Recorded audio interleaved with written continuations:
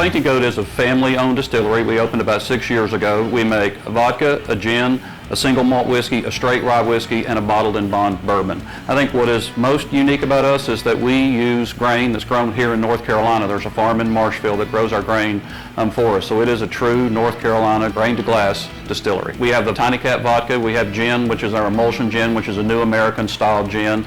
The single malt whiskey is all malted barley. Our rye whiskey is finished with corn on the back end, so sharp on the front, a little bit mellow on the back.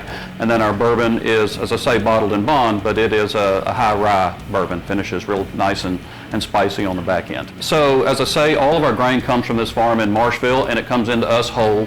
When we mill it, we're going to mill it all the way down to a powder. And so our mash is going to be, we call it gravy. It's more of a slurry. It's a thickened thing. We let that ferment for about 4 days. Each day we use about 600 pounds of grain from that one farm, so we're using about 3,000 pounds of grain a week. That 600 pounds of grain will typically yield about 50 gallons of spirits for us in the end.